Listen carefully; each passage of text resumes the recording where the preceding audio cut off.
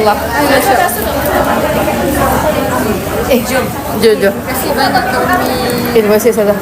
Minta maaf kalau ada kekurangan macam minta maaf salah silap. Ustazah bertolak bila? Ni nak bergerak pergi Melaka malam ni. Oh, Melaka ni?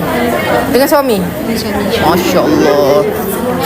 Ya. Nak ambil gambar saya dengan mak boleh tak dua-dua sekali? Kenapa tak boleh? Boleh lah. Pasal tak boleh hampak ni. Mana? Baby ni Mana? Mana mak?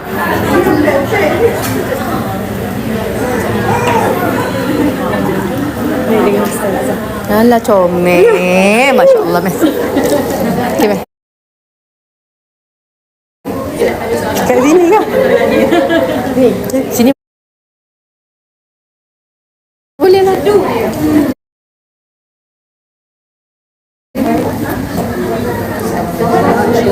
Sama.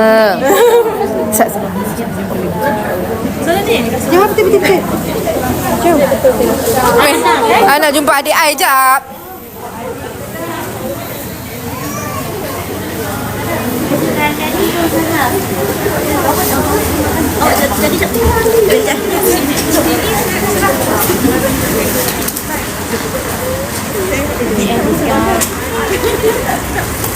Oh, abang balik. Thank you sayang. Thank you. Oh, abang balik punya pukulan ya. Dapat tak untuk suami panas? Kejap. Anak panas-panas untuk adik saya jap. Kejap. Satu bagi. Boleh. Ada tak dia punya ni? Tak ada tisu? Kejap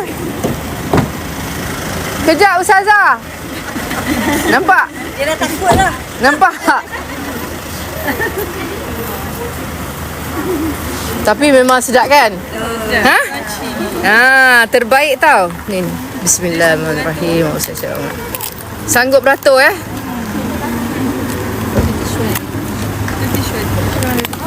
Tisu dalam rumah mesti ada dalam kereta. Mana Ustazah? Mana?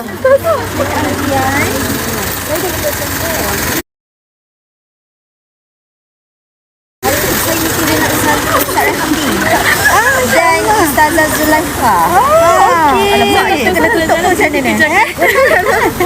Lepas tu dia kata, I meeting. Lepas tu dia kata, Ustazah dia kat dekat 8 dia cakap. Kan? I meeting kat 4 kot macam tu. Dulu. Sekarang dah tukar ke bahagian Macam inilah keadaan setiap kali majlis. Dan setiap kali majlis